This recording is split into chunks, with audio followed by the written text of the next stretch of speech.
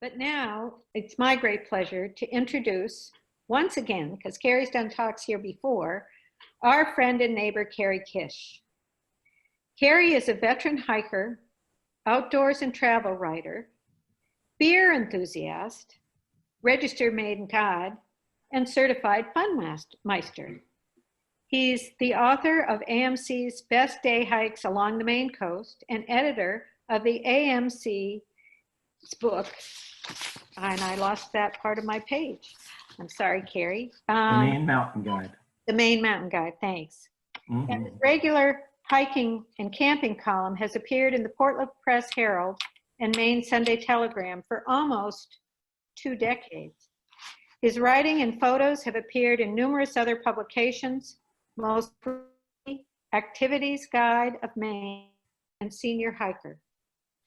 And lucky for us, he and his wife Fran live right up the road in Hall Quarry. So please join me in welcoming Carey Kish. Well, thank you, Marianne, and thanks to all of you for coming tonight. It's always a pleasure to do this for Marianne and the nice folks at the library. We love our library. Okay, let's see if I can do this. Share screen, there we go.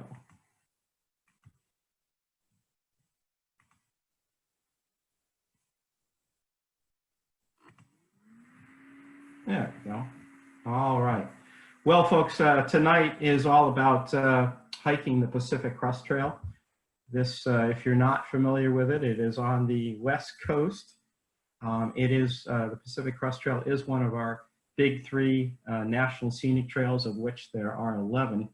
And I spent half of last year on the Pacific Crest Trail trying to hike the whole thing, and I was about 98% successful, and I'll tell you all about that this evening. To give you a little background on the trail, this is a map. It runs from the Mexican border northbound through California, Oregon, and Washington, 3 states. California, of course, has the most mileage. It covers 7 national parks, 25 national forests, 4 dozen wilderness areas, and a bunch of national monuments. The Pacific Crest Trail is amazing. It's probably 95, 98% protected, thereabouts. When you are on the Pacific Crest Trail, you are out there. And I was for 187 days. It's quite a journey. Some stats about the trail. The biggest mind-boggling stat of all is the amount of climbing you have to do to get from one end to the other. 489,000 feet of climbing, just climbing. That's elevation gain. And comparing that to the AT, which has 265,000 feet and is just 450 miles shorter. So a journey along the PCT is the equivalent of climbing Katahdin here in Maine with a full pack about every day and a half for 6 months. So just keep that in your head as you go. Every day, on average, you're climbing about between 3,000 and 4,000 feet. So it's an extraordinarily rigorous journey. So I took 187 days. I averaged a little over 13 miles a day. That's the raw average over the course of the journey. You take out the 25, 28 days I took off, and my average was around 16 miles a day. That's a pretty good pace overall to keep up over the course of 6 months. And as on the Appalachian Trail, I lost 32 pounds over the course of the trip. That seems to be the marker. And I had 0 blisters, not a one, not even a hot spot. And I'll explain how that happened. It has to do all with my boots. Oh, and the other astounding statistic is the 1,964,000 mosquitoes I was forced to kill during the course of the journey, especially through a good part of Northern California and Yosemite. Mosquitoes were fairly brutal, and at one point, thinking they had gone away, I actually mailed home my bug net, something I don't advise. Now, I've wanted to do the Pacific Crest Trail journey for a long, long time, but you know, sometimes life gets in the way. After my 1977 AT through hike, I had read the High Adventure of Eric Ryback, which you can see. I've got a dog-eared copy of that. That was in the mid-70s. I learned all about it. He was the first guy to hike the whole PCT. And I learned all about the PCT, put it on my list, had to do it. Right after my 77 AT hike, I bought the Pacific Crest Trail Hike Planning Guide, which is now just a historic relic because you can't use any of the advice in there. But I had both of these things tucked away forever. And I thought, as life went on, I needed to hike the AT once again. I never thought I'd get to the PCT. It was just going to happen that way. And life just happened. Things broke in the right way, and I was able to do it last year. Now, way back in the 70s when I bought that hike planning guide, I also joined the Pacific Crest Trail Association at the time.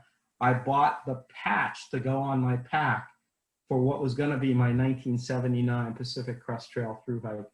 I've had that patch for 40 years. And as close as 3 weeks before this hike, I knew it was somewhere, and I ransacked the entire house. And in pretty much the last box that it might possibly be in, I found it, and it went on the back of my pack for the journey, as well as a reminder of home, Acadia National Park and MDI. Now, a journey of 6 months away from home on the trail takes an enormous amount of planning. This was going to be my third major trail hike in 5 years. The AT, the Florida Trail. I kind of have it down to a science. You never do exactly, but there were hundreds of maps to print off and put together in packages. There were town resupply points to research and figure out where was I going to buy fuel. So I had to scour the handbook and all the information that was available online. And I synthesized this information. I'm a spreadsheet guy. And this is how I approach a long hike. This is a plan. I tried to stick to the plan. It worked out very well as a general rule. But at least you have some framework for approaching the hike, where you're going to mail stuff, generally where you're going to be, what's available where. And some people don't do any of this and get along fine. I like it. I don't think it's over planning, but it's a nice framework for approaching a long journey when you're going to be out there for so far and for so long.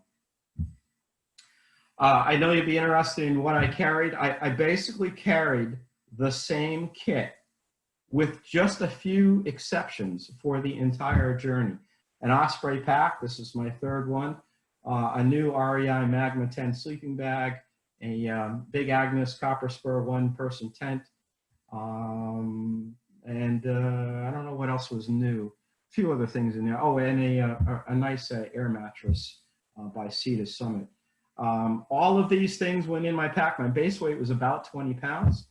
But because you're in the mountains all the time and the weather's so changeable and you're at elevation and everything, I kept most of this stuff, with the exception of a few items, all the way. In the upper left here is pretty much what I wore, a sun shirt, t-shirt, that kind of thing. So that wasn't counted as part of my base weight.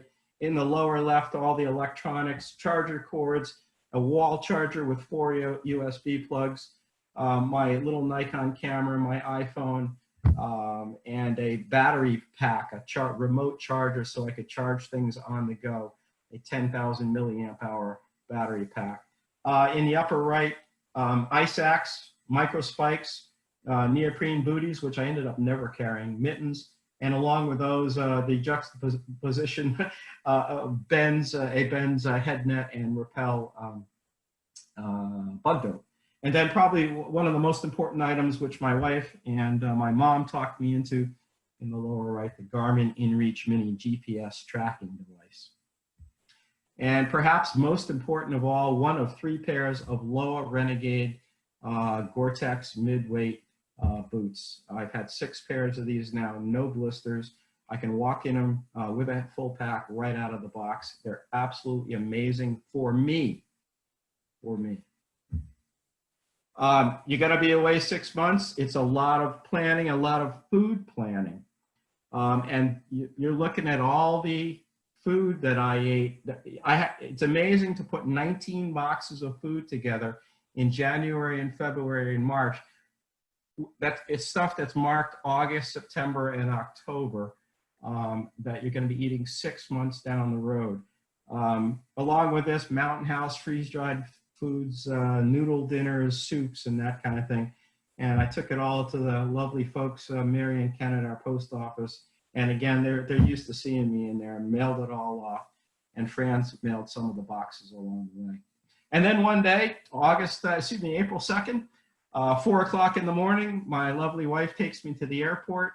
Cross country, I get picked up by a trail angel in San Diego, whisked to a Trail Angels home, Scout and Frodo, who host PCT hikers every year. And there were 40 of us that they put up for the night. And they fed us and they counseled us. And the next morning at 5 o'clock, they fed us breakfast. And they do this every day. They don't do it anymore. This was their last year. And a bunch of trail angels in caravans got us out to the Mexican border, a place I had only dreamed about for decades. So you can see the whole group of us there at about 7 o'clock in the morning. I started out with a friend of mine who had been on the AT in 2015. This is Buffy, otherwise known as Iron Lady. And it was pretty surreal being there at the border with the whole long journey ahead. And off we went into the mist. This is the California desert. And milestones are important when you've got a long hike ahead of you. 1 mile, 3 miles, 22 miles, only 2,643 to go, but you tick them off. So the Pacific Crest Trail, again, this is a map of the route. This is a map of the route I took. I would have loved, as with the Pacific Crest, the AT, excuse me, and the Florida Trail, to have hiked this in a continuous south to north journey. But because of the enormous snowpack in the Sierras and in the Cascades farther north, for me, that was not going to be possible. It might have actually been possible, but it would not have been enjoyable. And I'll tell you how that all came about. So I started out at the Mexican border on April 3rd and hiked north for 700 miles to a place called Kennedy Meadows, and then jumped to southern Oregon, which was the furthest north snow-free location, and began to hike south, hoping that the high snow levels would melt ahead of me. And it was a tactic that worked almost perfectly. And then, of course, I came back to Oregon and tried to finish. Again, mile markers are important, and they're everywhere. 100, 200 miles, 400, 500. And in the Southern California desert, water is everything. It's hot out there and it's cold. It could be 20 degrees at night and 100 during the day. So, but it's dry country, except interestingly, because it was a wet winter and a wet spring, in the first 22-mile stretch, which is normally dry as a bone, there were some 20 water sources, little creeklets like the ones you see here. And there were some spring holes and all of that kind of thing. And through much of the desert country, there was bountiful water this year in 2019. Some of the other water sources were horse troughs. And again, remember, I'm not filtering my water, but I am chemically treating it with Muir. There were also springs and along the way, and many caches that were stocked by incredible trail angels, like this one here, where you could pick up a quart or two of water. This one here, there were lots of these to supplement any natural water. I think because of the wet spring and the amount of running water and the amount of water sources and caches, the most I ever carried, I think, was 5 liters of water, which is fairly unusual for that whole desert section. Oh, and then there's this cattle trough on the way into the San Jacinto Mountains. Of course, this actually was really nice water, but the green might turn off most other hikers, but this was life-saving water. And you put a little Aquamira in it, and then some lemonade in it, and it's the best you've ever had. Some of the cattle troughs are a whole lot better than others, and there was the occasional water fountain. The other upside to the wet spring and wet winter was a super bloom of wildflowers. These are California golden poppies, just amazing. Wildflowers were everywhere. Cactus, the wildflowers, the paintbrush, the fireweed, the poppies, everything under the sun. This is going into Warner Springs, just fantastic. And because of the way I flip-flopped the first 4 months of the hike, I actually had wildflowers for 4 continuous months, which was pretty fantastic. And this is just an example. I'm no botanist by any means. I just enjoyed the colors. I know a few of these, but not many. But the colors were just astounding everywhere you turned. That is a datura, I believe, there in the left. But this is typical of the desert country. The days were beautiful. Most times it was clear. The views were forever. Again, I love that section going into Warner Springs. These beautiful, huge meadows. And lupins out there. We've got them here on the island coming up right now, and there were lupins out there. There was snow. Early on in the hike, about 2 weeks in, maybe 10 days in, you get to the San Jacintos, and you do get up 9,000–10,000 feet.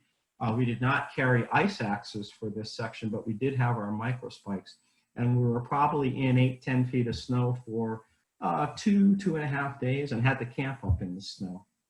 There were several sections of snow in the early parts of the hike. And then from 9–10,000 feet, you drop 7,000 feet down to cross I-10, Interstate 10, and you've just had a freezing cold night, 20–22 degrees, and now it's 95 or 100 down here. You can see my friend Iron Lady with her Mylar umbrella. I didn't carry one. It was too much friggin' with the rigging, as you will. Into the Whitewater River country, Whitewater Canyon, absolutely beautiful, great. Icy cold water. The unfortunate part was there had been a huge flood through this section of trail, and the river had wiped out like 30 miles of trail, so there was a lot of bushwhacking involved, but a lot of blowdowns, a lot of bushwhacking. More snow as we got up to San Gorgonio, Big Bear, that region.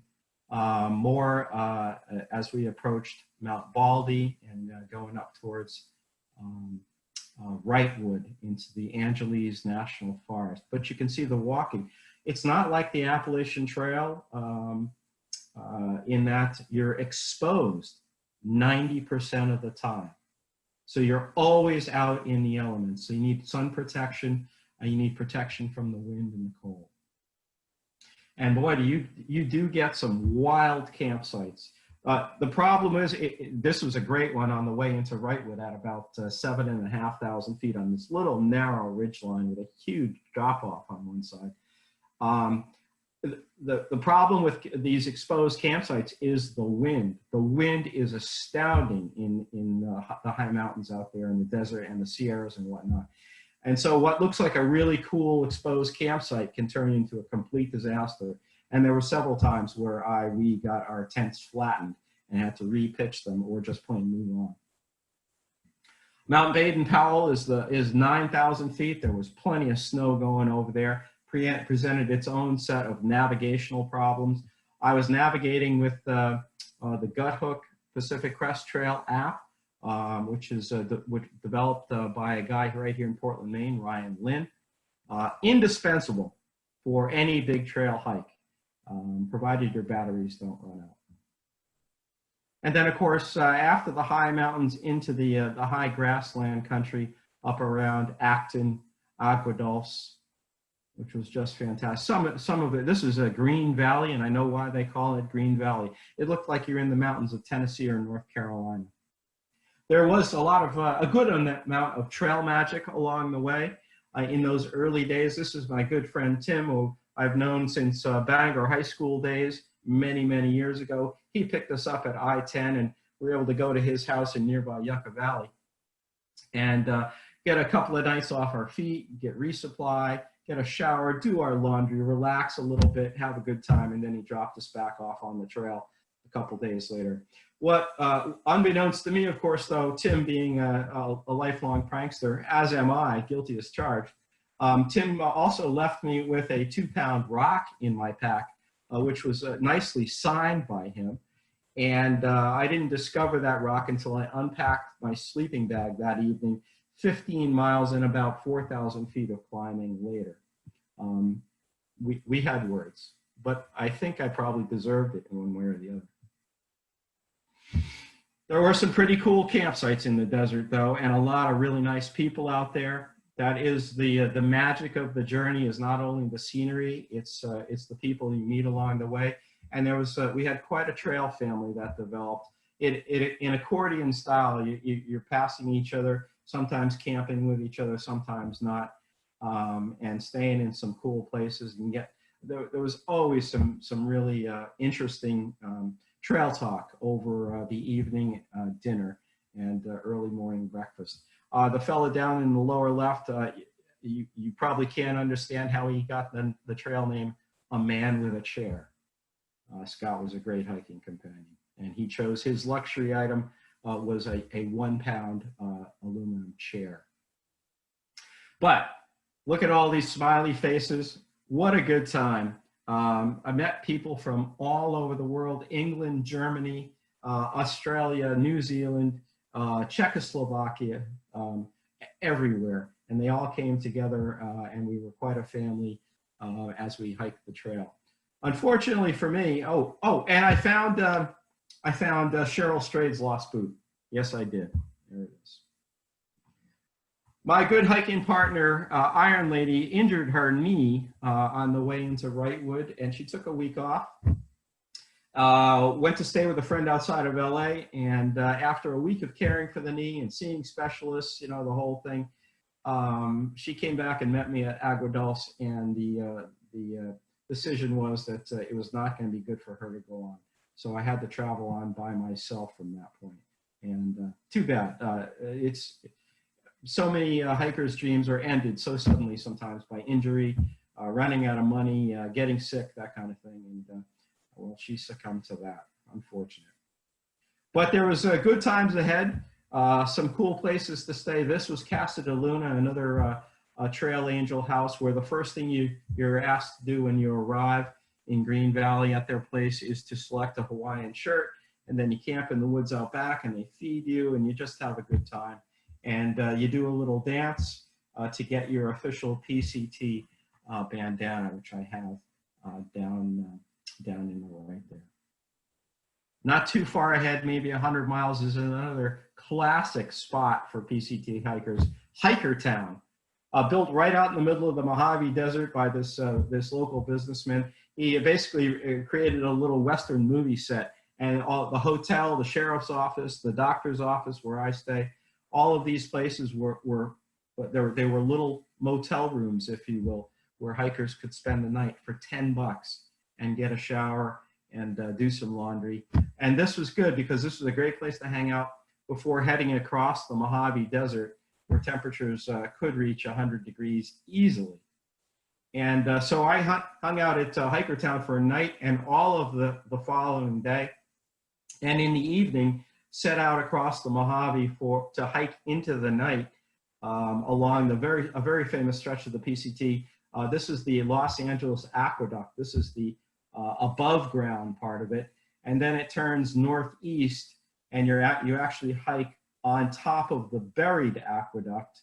And we hiked up, I think we left at 4 in the afternoon and hiked till about 1 o'clock in the morning, and crashed hard on the top of the aqueduct. I don't think I've slept that soundly in my entire life after so many miles hiking in the dark. And you're hiking through big wind country. This is the Tehachapi Mountains. At one time, the wind projects here made it the largest wind farm area in the world. That still may be true. And there were days going through the Tehachapi's where the wind was whistling through at 70 miles an hour. And it was hard to stand up. It was hard to keep your balance as you were hiking. It was pretty amazing. I got off trail for a day because of weather and to do some shopping in Tehachapi. My friend from Germany there and I were trying to pick out some nice sun hats. I thought we looked rather stunning there. All-you-can-eat Chinese buffet on the right with folks in Ridgecrest, and then it was on to Kennedy Meadows. In the last part of the Tehachapi's, though, we got more bad weather, and it was a miserable night of anywhere from 4 to 6 inches of snow, icy, damp, freezing cold. It was pretty nasty. And you had to know that while it was snowing in all of these places in the Tehachapi's, in the desert country, it was also continuing to snow in the Sierra Nevada, which was going to present a pretty big problem. Not far from Kennedy Meadows, we ran into these guys. I wasn't planning on any trail magic that particular day. This was Memorial Weekend, and there was a little sign at the trail magic, come eat and drink. And I did. These are 3 guys, a fourth of their group passed away, and they do this at this event as a memorial. These guys all hiked the Pacific Crest Trail in 1977.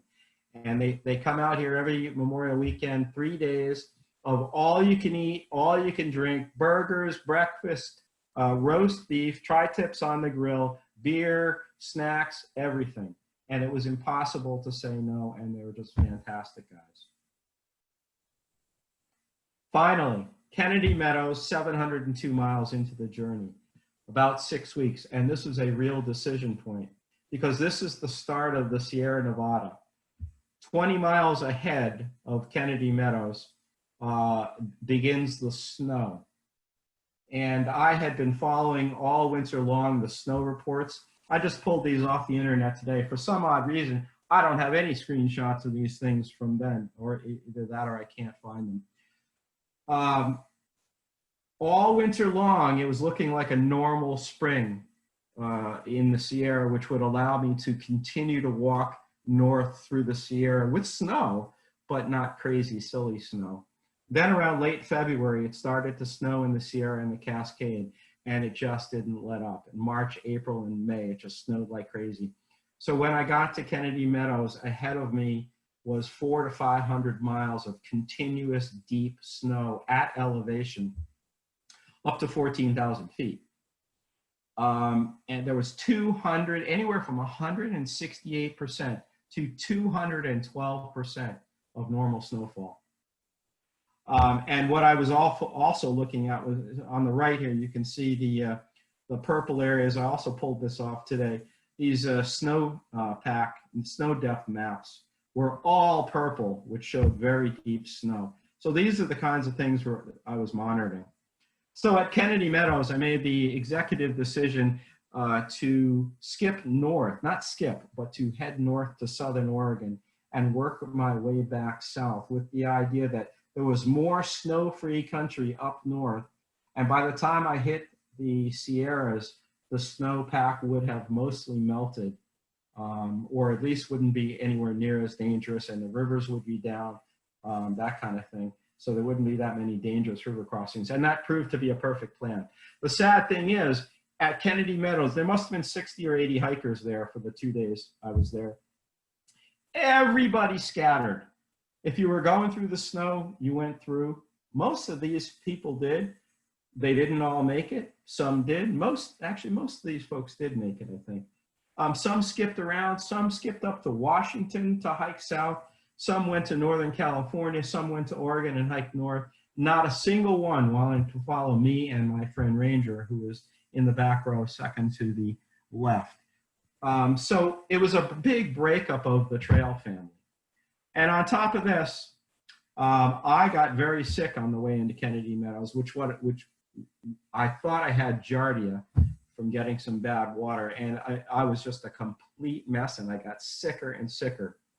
And to get to Oregon, I had to travel 27 hours. It was a hitched ride, 2 buses, 2 Amtrak trains, and another bus.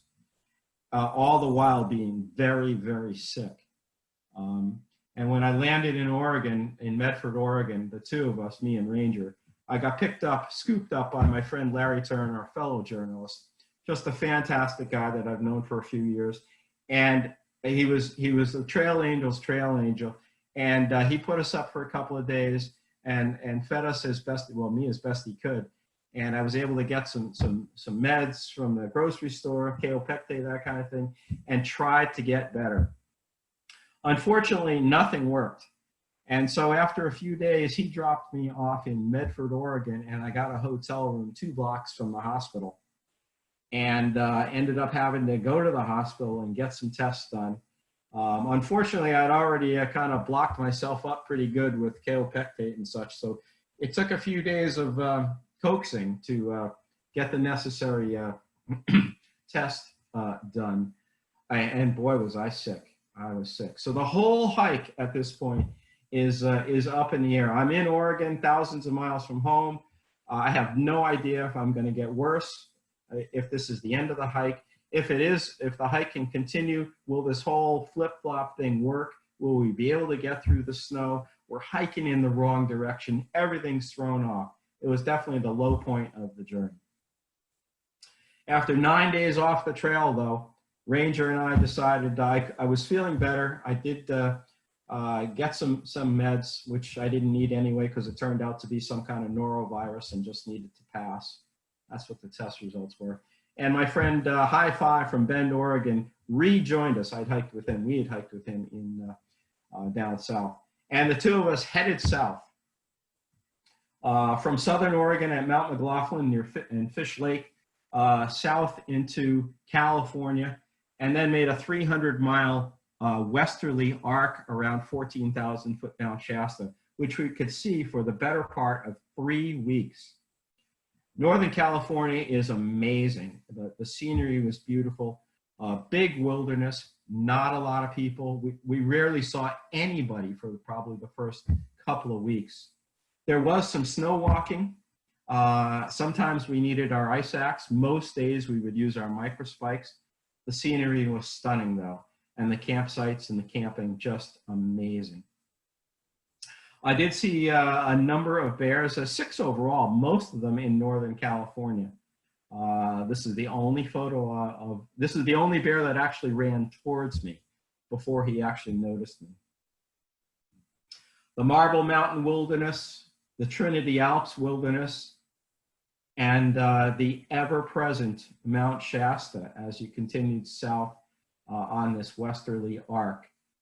Just stunning, stunning terrain. Couldn't get enough of Mount Shasta. And as you go further south, you're always getting closer to it. At Bernie Falls, the highest waterfall, Bernie Falls State Park, just beautiful, great little state park campground, little grocery store. I was able to get a shower and some trail magic. My friend Kristen from Maine is living out in California now. She grabbed us all there, and trail magic does real good. She's at the head of the table cooking us breakfast. That was just a terrific time. But as we proceeded further south, this is a typical campsite in this glorious country. You really are out in the middle of nowhere. And every day you get to walk in the silence of these beautiful mountains, just natural splendor all around you, and then camp at a lovely spot like this each evening.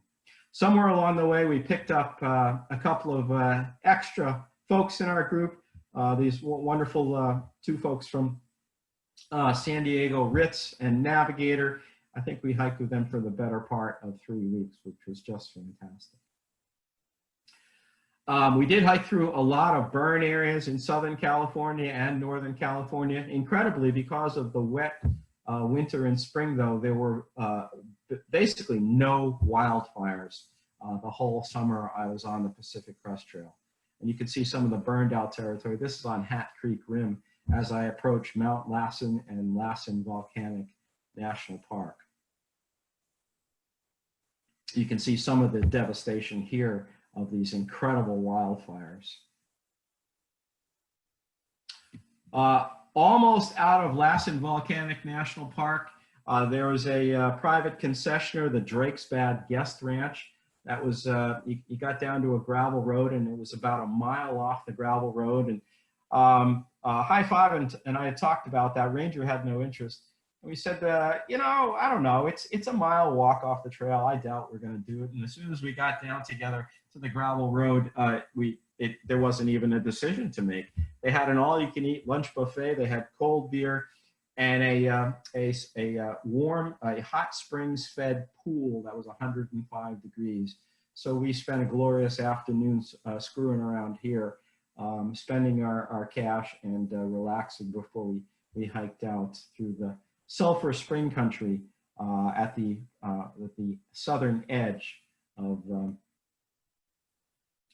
Oh, is that me? Marianne, is that me?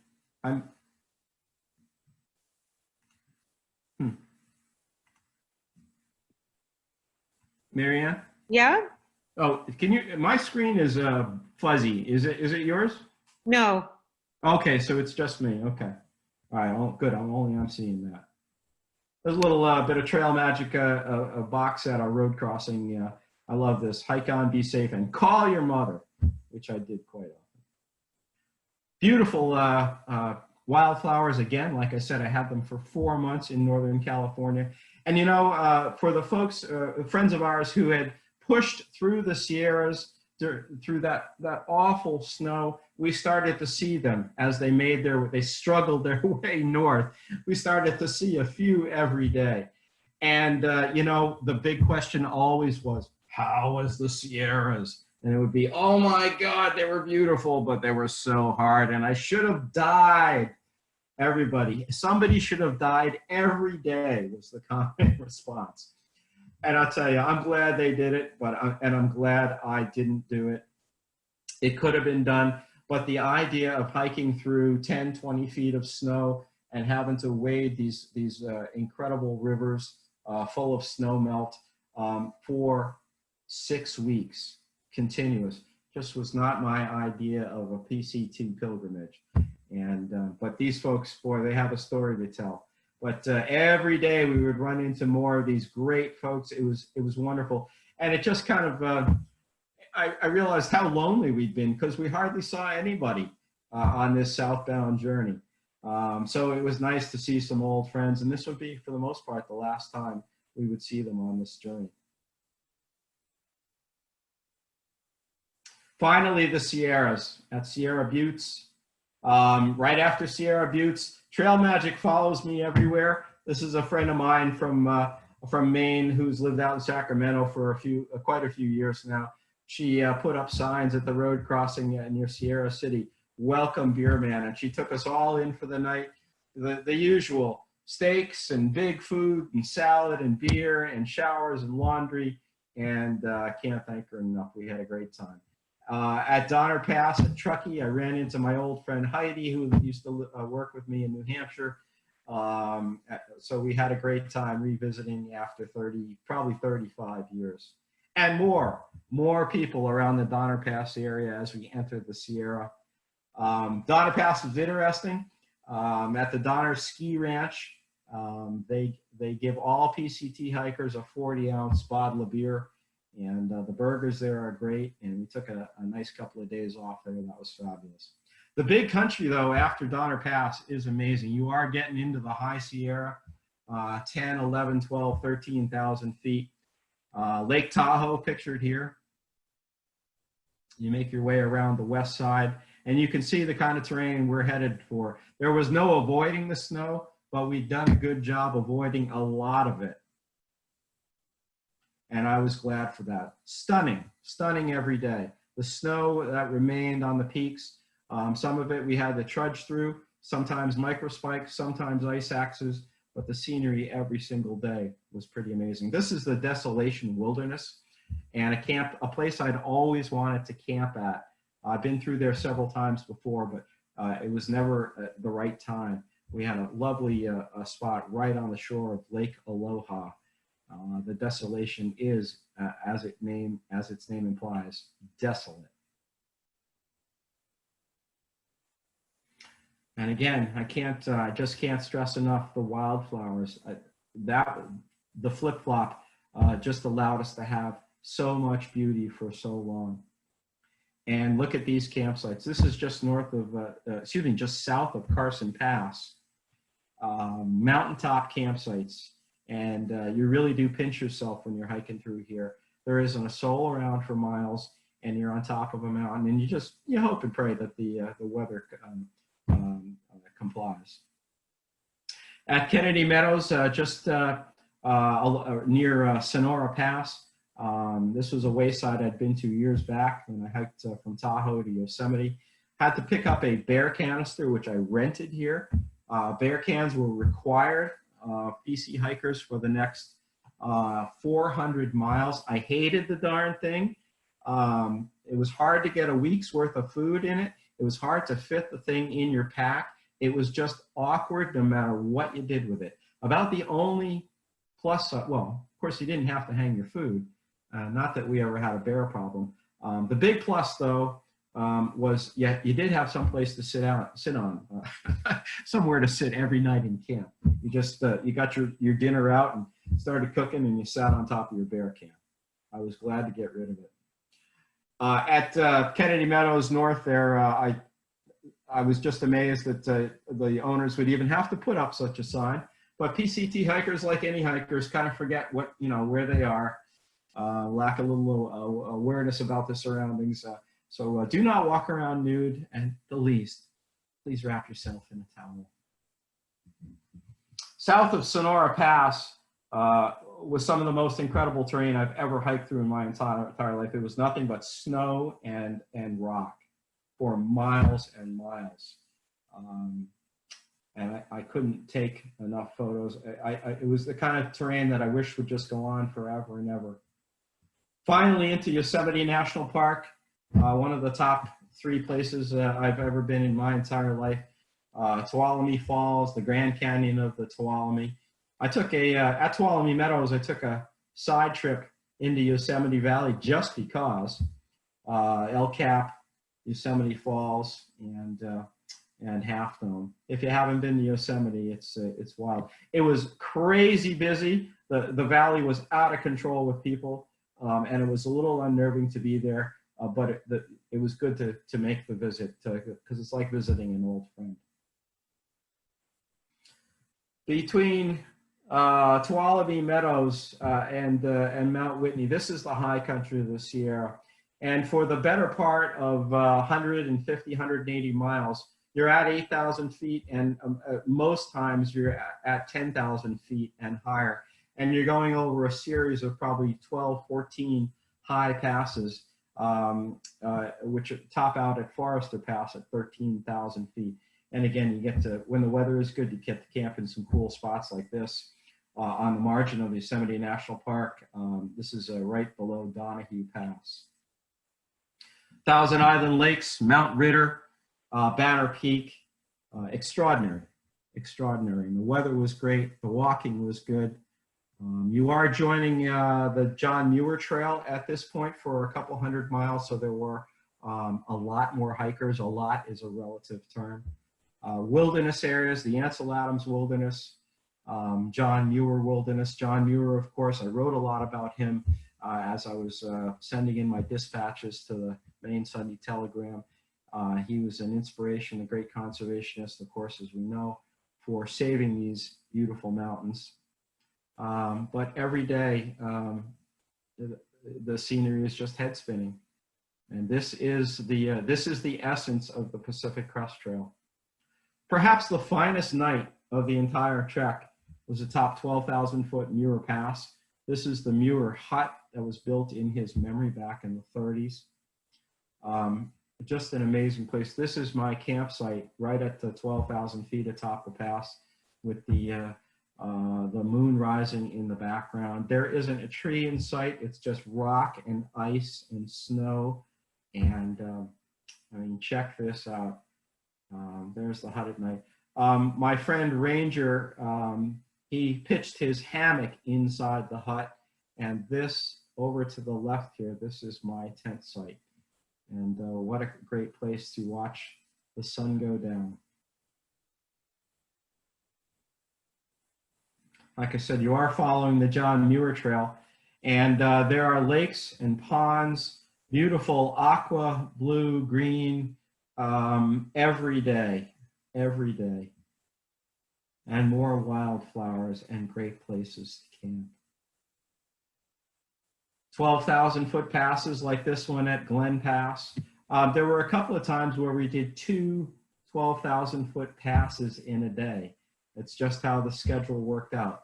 That was a lot like work, but you had to get the miles in, and if 2 passes were on the docket, well, that's what you did. This is the highest point officially on the Pacific Crest Trail. This V notch up here at the very apex of that is Forester Pass at 13,200 feet.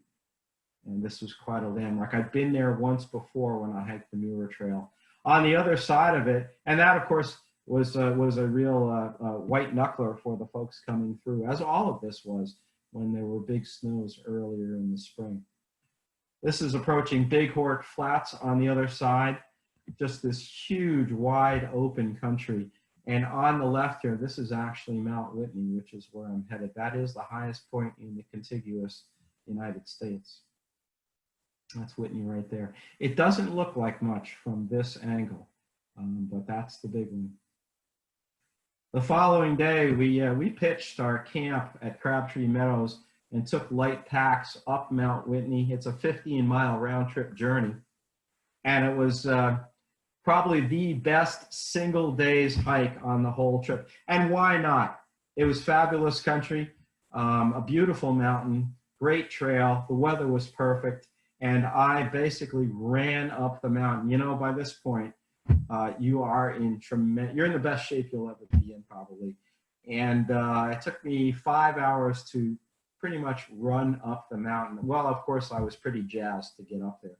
You get up to Trail Crest at about 13,000 feet, and then you weave your way across the summit rocks here and up the final 1,000 feet to the summit.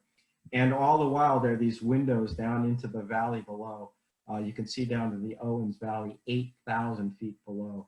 It's a pretty special place. But you're at 14,505 feet when you're on the top, and that's looking all the way out, probably into Nevada there, from the summit of Mount Whitney. A very, very special day. When I returned, the two of us returned, we got back down to within about 100 yards of our tents at Crabtree Meadows. And somebody came walking up the trail with a backpack on and a can of cold beer in his hand. And he said, "You want a cold beer?" And I went to grab it out of his hand. He says, "No, you silly boy. Keep walking and you'll walk right into Senor Muir's Taco Hut." This is a roving band of trail angels that hike the makings for tacos with cold beer into the mountains and feed hikers. And this was 100 feet from my tent. And so I got a nice couple of tacos, chatted folks up, had a cold beer, and what a cap on an extraordinary day up Mount Whitney. A couple more days and the Sierras were done. Chicken Lake at 11,000 feet. Down, down, down, down, down, and finally all the way back to connect the dots at Kennedy Meadows. And there, Ranger and I are pretty darn happy. We had completed almost 1,800 miles at this point. My friend High Five and his wife Mandy grabbed us at Kennedy Meadows. They'd driven down from Oregon and whisked us back up to Oregon, where I met my lovely wife, Fran, who'd left, I think 5 or 6 weeks earlier, driven the truck and the camper across country, camped her way across, had her own adventure, and met us all in Medford, Oregon. And she would be one of our trail angels between her and Billy's wife, Mandy, Fran for the rest of the way, and Mandy through Oregon. So that was pretty sweet. I hadn't seen Fran. This is the end of August. I hadn't seen her since April 3rd. So that was a pretty sweet reunion. And we started out hopeful that we could complete this journey. Oregon is extraordinary. It's just amazing. The first 2 days into into the trek north through Oregon is Crater Lake. If you haven't been, it is as beautiful as the pictures show it to be. It's nearly 2,000 feet deep, I don't know, 30 miles around. And inexplicably, the Pacific Crest Trail does not go to Crater Lake. It makes this wide westerly arc, 4 or 5 miles from the lake. Well, I would have none of that. And an alternate route of the PCT is the Rim Trail. And I had 9 glorious miles along the west rim of Crater Lake. And that's Wizard Island right there in the middle. It is everything you can imagine and more. It's a pretty special day. And we were slack packing. My friend High Five and Ranger, and Ranger did the PCT. He was a trail purist. Billy and I, High Five, we did the Rim Trail, and it was just great. Now, Oregon is a lot like hiking in Maine. I felt very much at home. Big, huge coniferous forests, smelled like Maine, looked like Maine, beautiful lakes and ponds, mountains that looks like Maine. Just a fabulous place. Except for the volcanoes that sprouted up all over the place. Other than that, you'd think you were in Maine every day. Like I said, Oregon was a hoot. It was a time, the terrain was such that it was a time to make miles. We were up at our miles to over 20 miles a day. And we probably slack packed because of Fran and Mandy with the trucks and the campers and all the good food and cold beer. We slack packed. That means taking light packs, carrying a light pack, and usually covering more miles than you would with a full pack, and then having a comfortable camp to come to that night. So we slack packed probably half of Oregon, which was pretty neat, and it allowed us to cover it to make up a little bit of ground. Steaks and burgers, pancakes in the morning, just what a thru hiker wants. All the possible food you can stuff in your pie hole. That's what a hiker wants. At this point, you're eating 4,000 and 5,000 calories a day, and you're burning it all off and losing weight at the same time. Oregon is famous for its wilderness areas. This is the Three Sisters Wilderness. Volcanic peaks, just amazing walking, picture perfect walking. Waterfalls, rainbows, and then you're into up around Santiam Pass, Mackenzie Pass. You're into the lava country, which is pretty rough underfoot, but it is beautiful. And this is Mount Jefferson in the upper right, Three-Fingered Jack, and Mount Washington. And this is what it's like to walk for a couple of days through this stretch of Oregon, through these huge old lava flows. Somewhere along the line, we crossed the 2,000 mile mark, crossed Santiam Pass, spent some time in Bend, and then hit some really, really tough weather. Didn't get to see Mount Jefferson again until we're on the other side here at the very remote special place called Olallie Lake Resort. I did get a little glimpse of the perhaps the prettiest mountain in all of Oregon. Oregon was famous for its banana slugs, and apparently there might be Yetis in big feet in Oregon. The danger was high, but didn't get to see any. Finally, Mount Hood, the highest peak in Oregon. You get up to about 6,000 feet and do a semicircle route over the course of 2 days around Mount Hood. And I'd never been, and it was just beautiful. Of course, Mount Hood, besides being the highest peak in Oregon, is famous for the Timberline Lodge, which was the exterior of which was made famous by the movie, the Stephen King, based on the Stephen King book, The Shining. And no doubt, the front desk keeps an axe behind the desk where hikers and other visitors can get their picture taken. And inscribed on it, of course, is the famous line, "Here's Johnny." The following day, we Fran grabbed us at Timberline, and then we spent the night down below, came back and started at Timberline Lodge. Got a really beautiful day circumnavigating that part of the mountain, up and down along on the PCT, which is also the Timberline Trail. Ramona Falls there on the right, which I'd seen in pictures forever. And finally, one last look at the state's highest peak. The final 2 days in Oregon were perhaps two of the most miserable days of the whole trek. 40 degrees, solid rain, camping in the rain, everything soaked. So that by the time I got to, and by the time I got to the Columbia River, I was just a mess. Everything was wet. I was cold, just miserable. And at the Columbia River, that's the border with Washington. High Five had to get off at that point and go home. Ranger had already pushed on ahead, which was a really good move on his part. He got just a couple of days enough ahead that he was able to finish and avoid some of the bad weather that I hit. I was forced to spend a day or two here because of really horrible weather, but I did go to the local Walmart. Fran drove me, and I got trash compactor bags, and I double bagged everything in my pack. And as I headed into Washington, it still didn't matter. In Washington, in late September, it's getting late now. It's getting to be late September. I'm out there later than I wanted to be, but it's just how it worked out.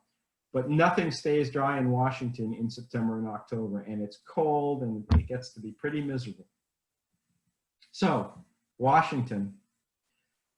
What I'd hoped would be the final leg of the journey, and it was, but it didn't get me all the way to the border. Washington, as I said, damp and cold, beautiful, just rich coniferous country, but always damp, always wet, and a big mature old spruce and fir and pine. And volcanoes everywhere. This is you're always going over the shoulder of one volcano or another. It seems this is Mount Adams. Fantastic wilderness. I was starting to pick up other hikers who had started later and had hiked faster. So there was again a little bit of a trail family, which was really cool. And you can tell it's starting to get to fall because the colors are changing. And I was picking up the pace at that point, hiking a solid 22, 24, 25 miles a day. And the terrain was allowing that in a way, and by that point, you're also in peak condition, and you've got the ticking clock. You know that it's getting late, and you got to get to the border. Washington also had its share of every size and shape and color of mushrooms, and I just loved all of that. Everywhere. I was starting to feel like a mushroom myself at the end. I was so wet. And of course, blueberries. This is my buddy Boomerang, who I hiked with for a couple of days. I felt like I was right in Maine. When the weather was good, Washington was stunning. This is on the way to Sispus Pass. The leaves are changing, and when you've got blue sky and you've got peaks like this, it's extraordinary. This is on the approach to the Goat Rocks Wilderness, and it's the kind of country when this is what I dreamed of when I was thinking about the Pacific Crest Trail. This and the Sierras, and it doesn't disappoint when the weather is good. It just kind of makes you want to cry. It's so darn beautiful.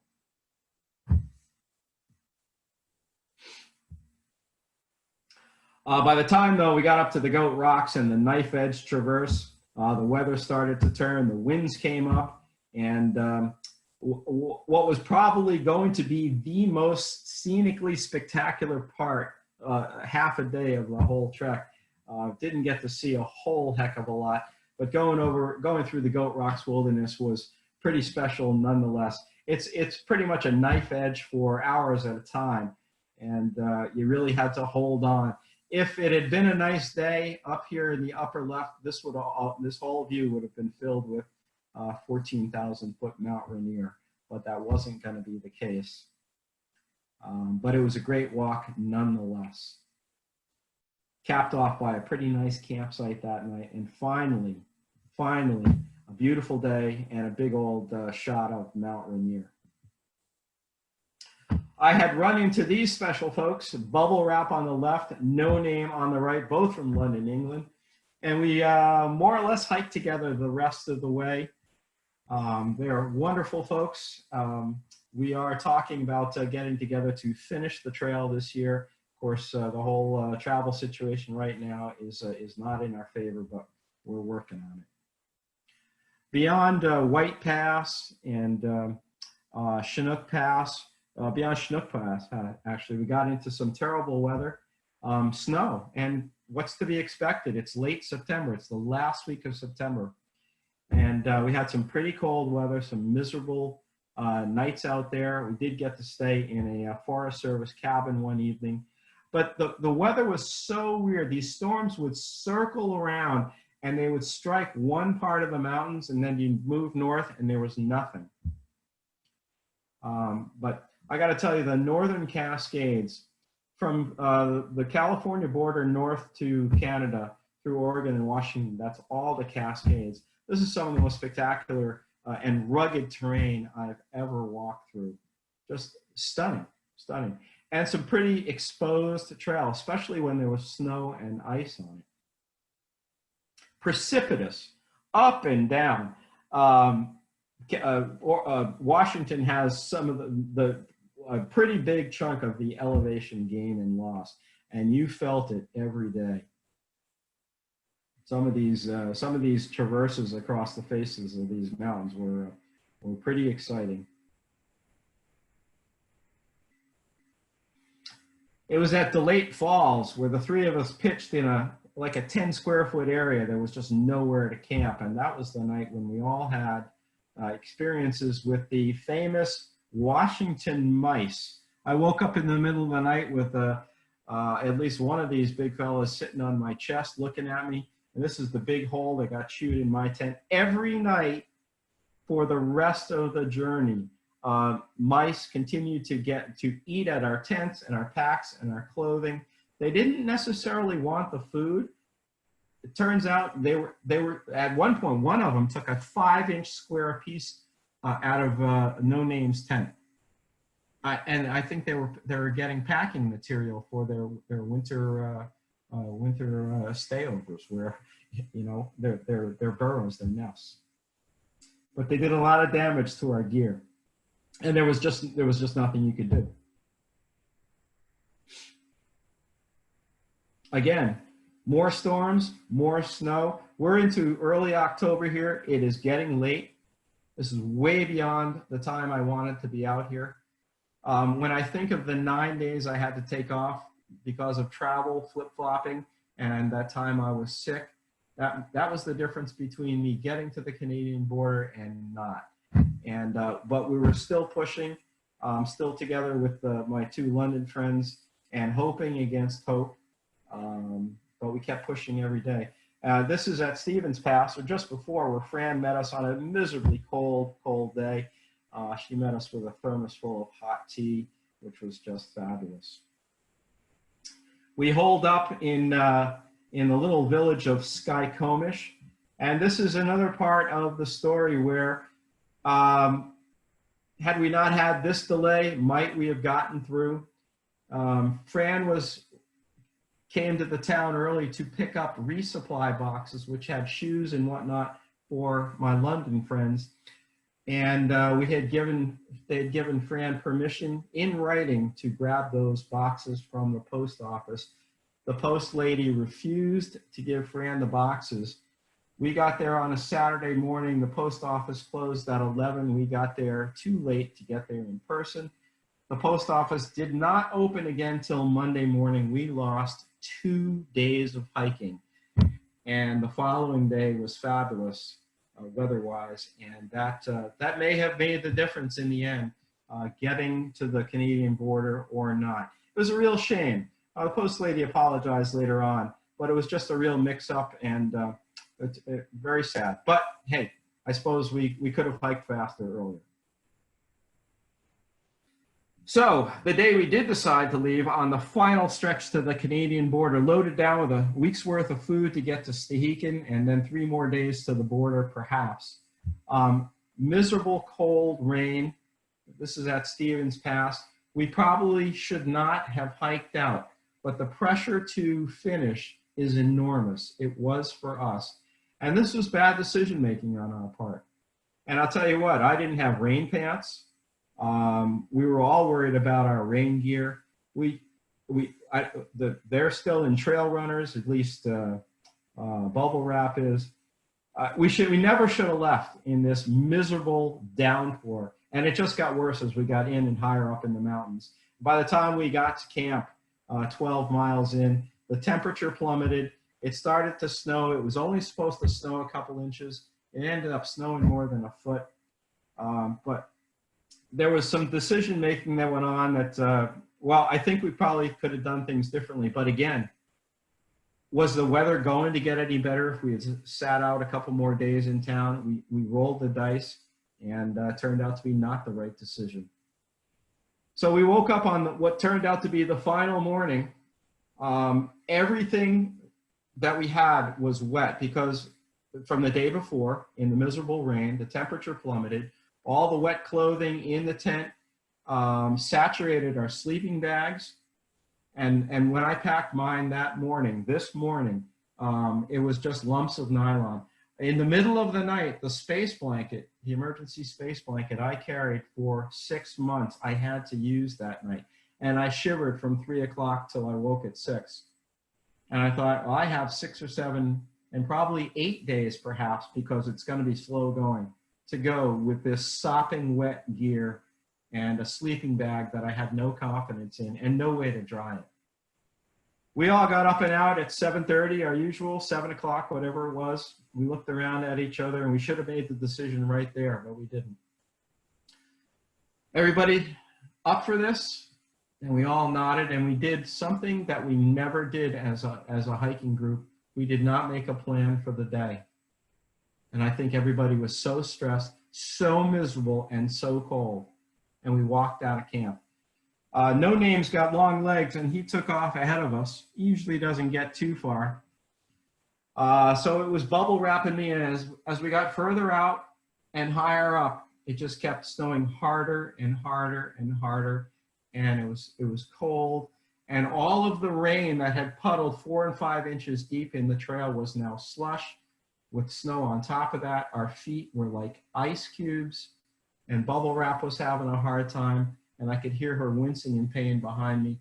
I was not having a good time, and I was just thinking of the danger of going further into the most remote part of the entire PCT, the Glacier Peak Wilderness. This was not going to get any better the further north we hiked, and our options for getting out would disappear after this day. So I turned to Bubble Wrap and I said, "You okay?" And she says, "No, not really." I says, "You know what? Me neither." And that was the end of it. Right here after this picture was taken. So we had an issue though. Scott had gone on ahead, No Name. And we hiked ahead, yelling for him, hiked ahead, blowing our whistles, hoping to stop him, to get him to turn around. And finally, as we're ascending higher and higher, the storm's getting worse. That's not making any sense. We just hoped that he would figure out that we were not behind him. And we turned around, retreated to camp. We put up Bubble Wrap's 2-person tent, got in it, ran the stove, and sat there for 3 hours, hoping that No Name would turn around. But he just kept expecting us all day. And he pushed 15 miles further on. He expected us that we would eventually show up. And on a normal day, that would have been the case, but it wasn't this day. So he went on, and we didn't know what had happened. And here's our friend out there who had there's a long story to this, but he'd had a fall in the restaurant the night before we left. And so we were concerned about him anyway. And then we're separated in the weather. It's all deteriorating. We pushed our way out through the storm back to Stevens Pass. It took us till 6 o'clock that evening. And finally, we reached 6 o'clock. At 6 o'clock, we reached Stevens Pass. This is the ski area over here, and Fran is waiting for us. And we are all very upset. We don't know what has happened to our friend. There's people all over the PCT right now that are in trouble because this is a bad thing. There was a light on in the ranger station.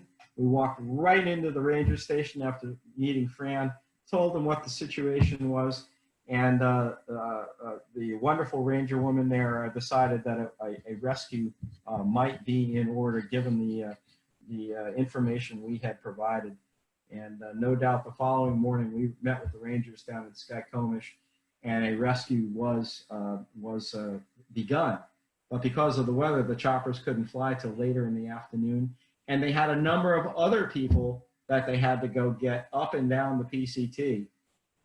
So we spent the day, Fran and Bubble Wrap and I, up to, it was a very upsetting day not knowing what had happened to our friend and all of the other hikers that were out there, perhaps stranded and perhaps in a lot of trouble. Finally, the chopper got up. This is a photo provided to me by one of the other hikers. It's a crazy story. But the hikers, the choppers were able to land a person down on the Pacific Crest Trail, talk to some of the hikers on the trail who said they had located Scott. They saw Scott, he was fine, and he was headed north, and all was well with the world, and that's the news we got that evening. Well, this was nothing like our friend, but that was the story we got, and at least we thought, well, he's been found, and he's pushing on in the bad weather, and that's that. Well, turns out the hikers on the ground gave the incorrect information to the chopper guy, the rescue guy. No one had ever seen Scott, and none of the rescue people had ever seen him, and the hikers there. The whole story was just all bull, and I don't know how it all happened, but in any case, Scott turned around and hiked 26 miles back to Stevens Pass. And while now we know that apparently he's okay, but he's still pushing north, and we're done. Well, he ends up showing up at midnight. Long story short, this is us the next morning. Our friend had survived, and the rescue folks had plucked out a bunch of other people, and everybody got out safely. So. It was not the ending to the trek this year that I had hoped for, but everybody got out safely, and that's what matters most. So my friends, we spent a happy day in Skykomish together. All of us went to Seattle after that, and I hope that we can get together to finish the final 187 miles after 2,477 miles. That's how shy we were of making it to the Canadian border. So we hope to go back and finish that this summer, and we're pushing hard for the borders to open, the travel restrictions to be lifted, and perhaps we can go do that. I hope we can. So that's my story, folks, and I'm sticking to it. Thank you very much. Wow. Thank you so much, Carey. Sorry about running over a little bit. There's a lot to tell. No, it was wonderful. Melissa, do we have any questions for Carey? We do. We have a few. So I'll just start with the first one that we got from Ben, was asking what the third great hike in the U.S. is besides the Appalachian Trail and the Pacific Crest Trail. The Continental Divide Trail, 3,100 miles through the Rockies. Great. Ben also asked if the Pacific Crest Trail or a similarly named trail extends into Mexico and into Canada or into Canada? No. The answer is no. Okay. And then one more question from Ben was asking if you had snowshoes, or were they not required, or were they too heavy? I could have carried snowshoes. Some people did pack snowshoes through the Sierras. The whole decision not to push forth into the Sierras from Kennedy Meadows was a strategic one on my part and a lot of people's part. You know, I didn't see snowshoeing and using an ice axe and crampons were required at that point, really. At high elevation for a month or 6 weeks. I didn't see that as anything that would be enjoyable. And that's why I chose to flip-flop. It's not the way I wanted to do the hike, but it worked out really well. Those who pushed through the Sierras with the snowshoes and the crampons and whatnot, they had a tough time, but they made it. And then they have a terrific story to tell. But none of them said it was a good, well, it was a good experience, but it was the most difficult thing they may ever do. And they really did say to a person almost that somebody should have died every day. And it wasn't just the snow and the exposure. You know, there were no resupply points open at that point because how could there be? There's 20 feet of snow up in the Sierras. So the pack weights were enormous. Hikers were having to carry 12, 14 days worth of food because resupply was impossible. And you're sleeping on snow, you're walking in snow, everything's wet. You're having to get up early so the snow is still frozen so you can hike on it. Then it gets too deep unless you have snowshoes. And then you're fording these swollen rivers up to your neck in ice water. I knew that. I could picture that, and I didn't want to do that. It wasn't the kind of hike I wanted. So I chose a different route, and it almost worked out. Almost worked out. Awesome. Mark is asking if you could again tell everyone what kind of boots that you wore. Oh, sure thing. My go-to boots are Lowas. They're a German boot, L-O-W-A. The model is the Renegade midweight Gore-Tex. Boots are very individual. What works for me may not work for you, but these boots have been extraordinary. I used 2 on the Appalachian Trail, 1 on the Florida Trail, and I was on my 3rd pair on the Pacific Crest Trail, and I still have a lot of life in that last pair. For me, I can put them on and hike with them right out of the box. They're absolutely amazing. 6,000 miles of hiking and not a single blister, not even a hot spot. It's an incredible testament. But they have to fit you. They have to be for your feet. And after years and years and years and years of hiking boots that gave me, hamburger feet is what I call it, so many blisters, I found these boots and it's been a godsend, really, to be able to hike long distances without foot troubles. It's like having an engine that doesn't break down, in your car, because you can just go forever and go, wow, I don't have to worry about that part of the hiking. And jumping off that, Bob and Jackie asked if the Gore-Tex shoes help to keep your feet dry. Bob and Jackie actually met me on the Pacific Crest Trail in Northern California. Hello, Minnick family. What was the question again? I'm sorry. If the Gore-Tex shoes kept your feet dry. Not a chance. Not a chance. No, that's just marketing, sales. That's a sales talking point. All of these miles in these boots, I never did know that there was. I could have looked. I could have put something, some wax on the boots, I suppose. I didn't think you were supposed to wax Gore-Tex boots. So believe it or not, after I got home this last fall, I actually bought some specialized nick wax, and I've got it on my boots now, and I would probably do that again for all of these boots, despite the fact that they're Gore-Tex and you're not supposed to. So they would at least offer some protection. After the initial factory, coating wears off, whatever they're treated with, nothing keeps your feet dry. So a little bit of nick wax probably is going to be a bonus, but in the end, nothing keeps your feet dry when it's really, really wet and muddy. Mark also asked, aside from the bears, did you see any interesting wildlife? Lots of deer that wanted to walk off. They wanted to get the salt off your trekking pole stirrups, the wrist straps. So they several times we got our poles taken in the night and dragged off into the woods and chewed on. Tents would get chewed on because they were looking for the salt. socks and whatnot. If you left them out, the deer would chew on your socks, that kind of thing. So there was always some kind of critter issue. And then it was the mice in Washington. So, you know, that's about the worst of it. But no, you know, no bears, no Bigfoot, no nothing like that. And you know what? I didn't worry about any of that stuff. It was really the mice that really kind of upset me because they were ruining the gear. Okay, Heidi is asking how you coped with the altitude. It's hit or miss. I had not a problem at all, but I've been at altitude before.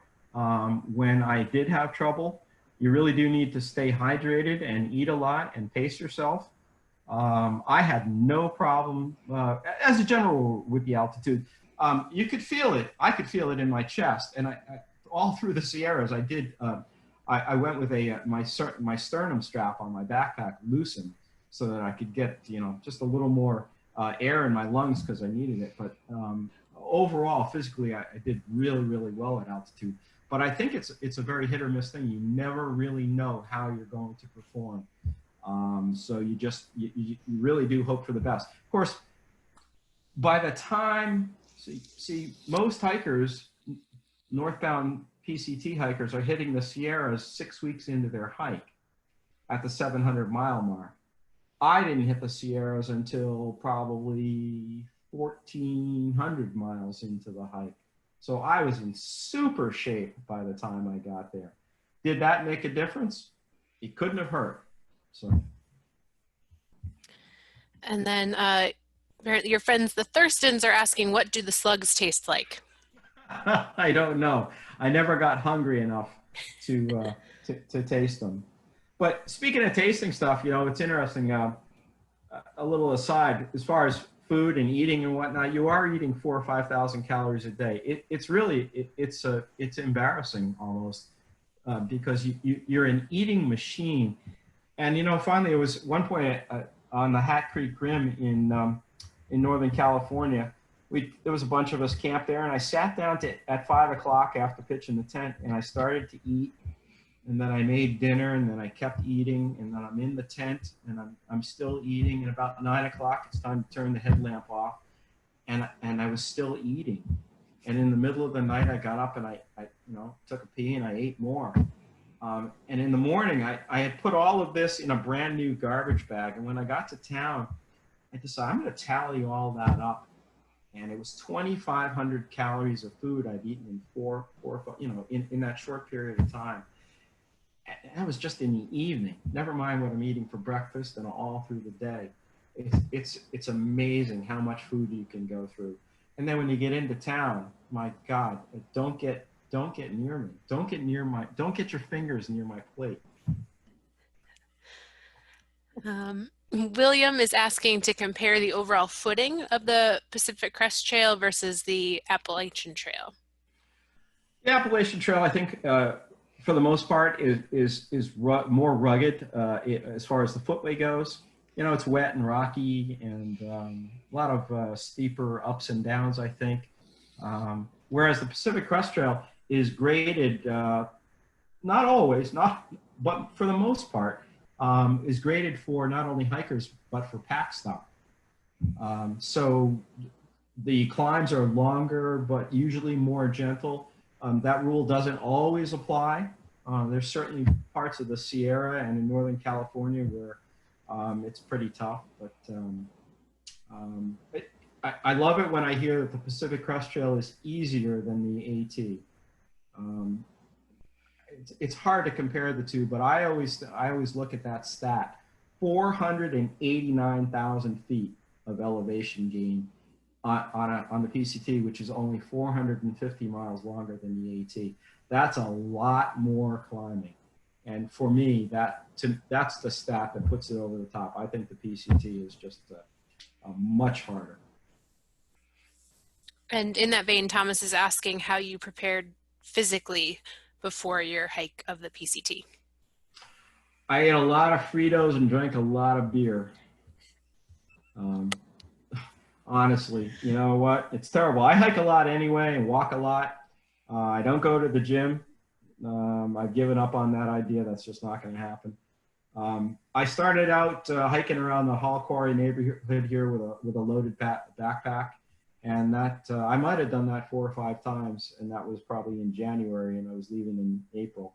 You know what? Life gets busy, and you've got all of this stuff to do, all the planning and the boxes to put together, and you just kind of and the rest of life.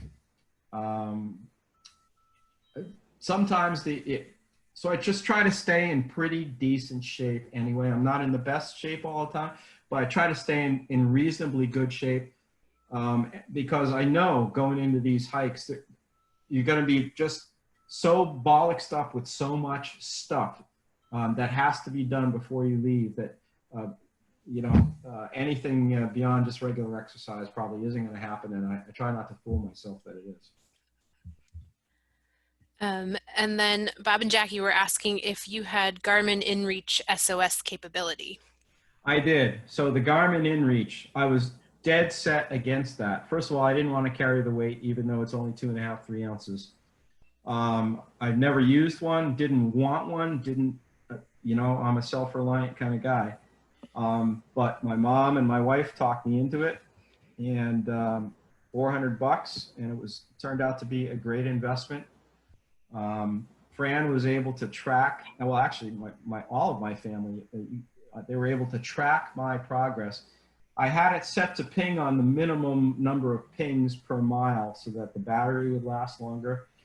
But you could track me if you had the link, and I know a number of my friends did.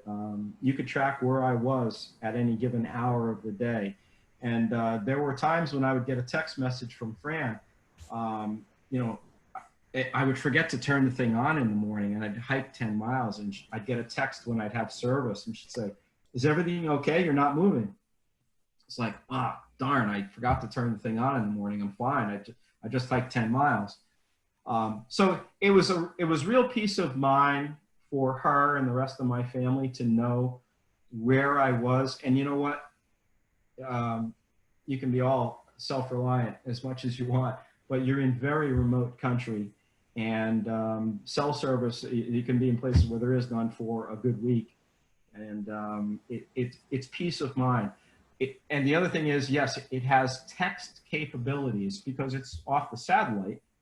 So I could text Fran, and I actually had an app on my phone. The texting on the device itself is pretty cumbersome, and it can be done. But I actually had an app on my phone for the Garmin InReach, so I could use my phone, which is, of course, much easier to operate. I could hit the app and do the texting and whatnot. I could manipulate the Garmin through the phone. So that was pretty cool. And then, of course, if the worst would ever happen, I could hit the SOS, which I was hoping. And it's interesting. My 2 friends from London, neither of them carried a Garmin, and I'm thinking about them and others on the trail in the situation we were in there in northern Washington, not knowing where our friend was. Had we each had a Garmin, we would have been able to send satellite texts, and the situation we got into could have been resolved pretty quickly. So you know what? I'm sold. I'm a believer now. If I ever do another long hike, and I will, I'm a believer in that piece of technology. It can be a lifesaver. It is peace of mind because don't rely on it. You can't rely on anything. You've got to rely on yourself on these hikes. But you carry it for peace of mind. If the worst were ever to happen, you at least know you can contact somebody on the outside. All right, and one more. What were your favorite trail foods? Anything near my mouth, pretty much. I carried, when I was planning the food, now, like I said, this was my 3rd big hike in a short period of time. And I have found a menu of snack items and breakfast items and whatnot, and dinners that really, really work for me. And I would have pretty much the same selection of things with some variety, like the chocolate bars and whatnot, and the granola bars. Each day, I had a stick of cheese. I had a piece of jerky, candy, chocolate bars, a granola bar, a peanut butter cheese and cracker thing, a thing of cheese and spread cheese and sticks, little bread sticks, a whole bunch of these snacky type things, a bag of nuts. I bought individual packaged stuff so that I could easily portion. I didn't want to be rebagging anything. And I didn't want to take a chance that anything would go bad. So I wanted a vacuum pack. I looked like I was operating a Walmart food department here for a while. I bought all of these huge boxes of, I'm getting 2 cases of beef jerky, 2 cases of cheese sticks, all this stuff's coming in. It's like, I'm running a warehouse. And I packaged that all up into 19 boxes to go to the remote places. And you know what I'm trying to get is that I have a menu that works, and I didn't get sick of anything. I finally figured out that I hate oatmeal and I hate cream of wheat, and I'm not going to eat it anymore ever again. So I didn't do any hot breakfast because I got tired of trying to, to gag down some oatmeal at 6 o'clock in the morning. So all I ever had in the morning was a breakfast bar of some sort, some high calorie breakfast bar, and coffee or cocoa, and I'm off and gone. So after all these years, there's nothing on the menu anymore that I get tired of. I'm very lucky because not everybody can say that. So I know what I like and I know what works, and I'm really, it's kind of like the shoes. I think I got things figured out. Well, Carey, I can't thank you enough. And I think we've gotten many messages, chats, just to say thank you. What a fabulous program this has been. Well, thank you all, Mary Ann. Yeah, Thank you all. it really has been great. And, I would do this way before I do that Florida trail. Just yeah. There were no alligators. I like the bears and the mice. There were no alligators, so it's all good. Yeah. Well, the library can't thank you enough. It's great. And this was such a great start. And it wasn't as bad doing Zoom. I've been terrible. Oh, good. So thank you so much. Thanks everybody for joining us.